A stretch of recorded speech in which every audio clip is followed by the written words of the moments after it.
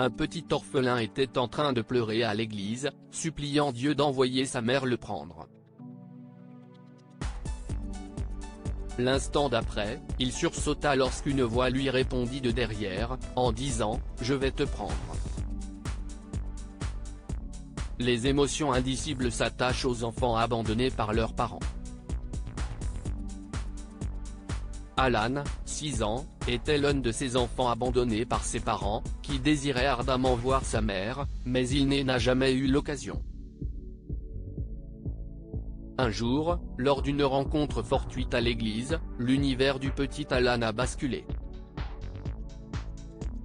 Il pleurait, suppliant Dieu de lui envoyer sa mère, lui disant combien sa vie serait différente si elle était avec lui.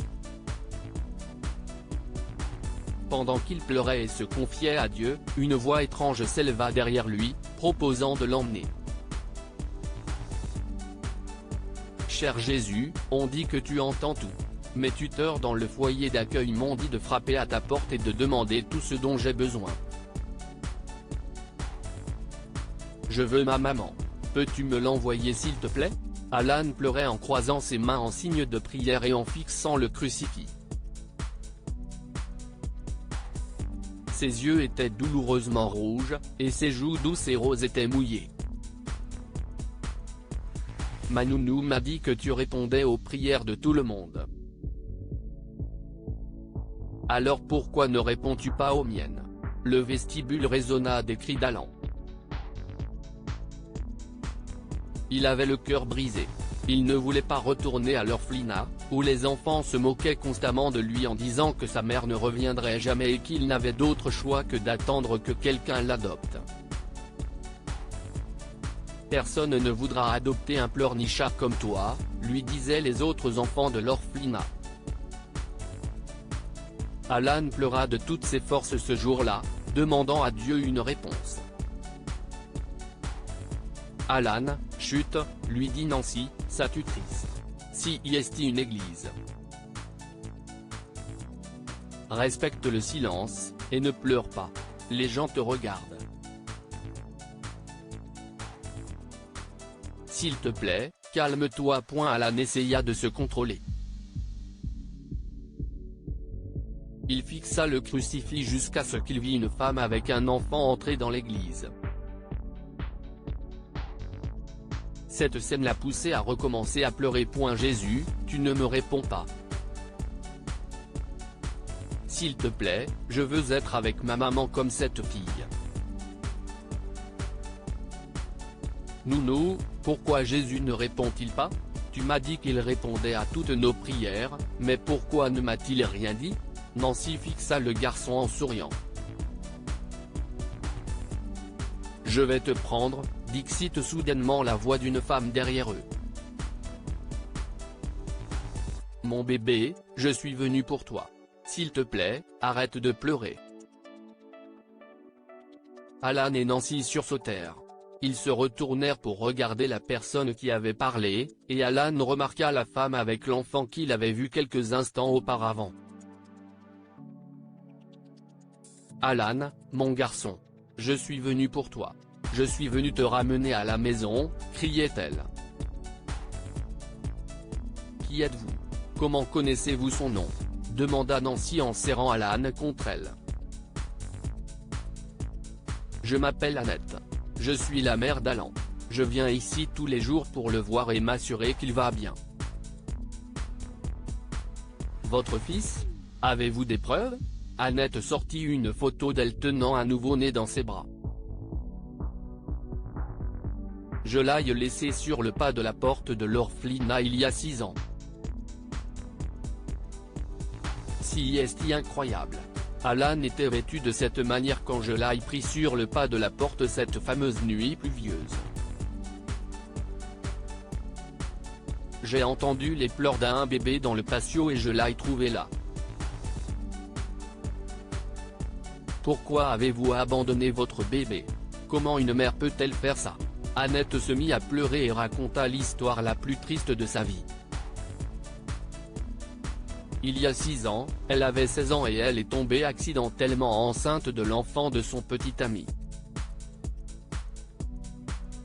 Après qu'elle le lui ait révélé, il la quitta et déménagea dans un autre état, afin qu'elle ne puisse pas le contacter. Les parents d'Annette lui avaient conseillé de faire une IVG, mais elle refusa. Mes parents ne m'ont donné qu'un seul choix, abandonner mon bébé ou les oublier, eux et l'héritage que j'allais recevoir. J'étais trop naïve et trop jeune pour devenir mère, alors j'ai laissé mon nouveau-né à l'orphelinat et je suis passée à autre chose. Annette ajouta qu'elle avait terminé ses études et s'était mariée avec un autre homme. La fille qui l'accompagnait, Amy, est sa fille issue de ce mariage. J'ai fait de mon mieux, mais je ne pouvais pas oublier mon fils. Je me rends souvent dans cette église pour le regarder de loin.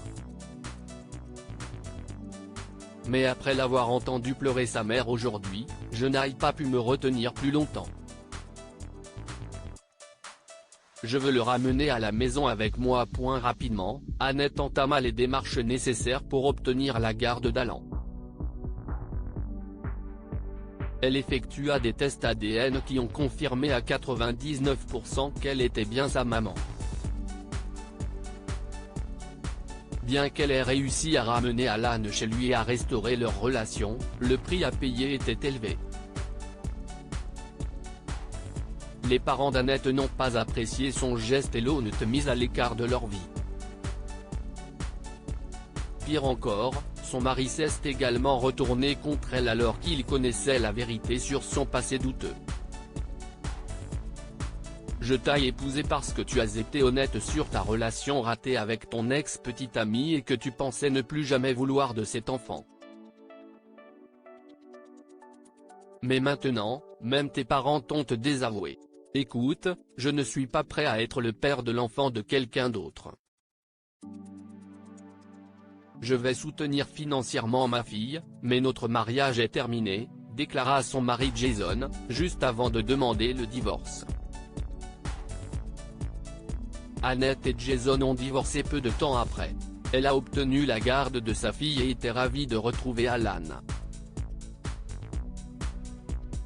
Ne viens plus jamais nous supplier pour de l'argent, tels sont les derniers mots qu'elle a entendu ses parents lui dire. Bien que c'était difficile à accepter, Annette était d'accord avec cela. Elle sentait que sa vie était complète, même sans l'approbation de ses parents ou leur argent. Elle déménagea à l'étranger avec ses 2 merveilleux enfants, où elle trouva un bon emploi. Elle a ensuite eu une vie heureuse avec ses 2 chéris. Que pouvons-nous apprendre de cette histoire? Dieu répond à nos prières. Chaque fois qu'Alan allait à l'église, il pleurait et demandait à Dieu de lui envoyer sa mère. Un jour, ses prières ont été exaucées lorsqu'il a entendu une voix lui proposer de le prendre, et il s'est avéré que c'était sa mère. N'abandonnez pas vos enfants et ne les punissez pas pour une erreur que vous avez commise. Lorsqu'Annette est tombée enceinte à 16 ans, ses parents lui ont dit d'abandonner le bébé. Elle leur a obéi et est allée de l'avant, sans se douter des conséquences que cela aurait sur son fils lorsqu'il grandirait. Partagez cette histoire avec vos amis. Elle pourrait égayer leur journée et les inspirer. Lire aussi, un jeune orphelin adopte un nouveau-né et découvre qu'il s'agit de sa sœur biologique. Abonnez-vous à Amomama sur Google News.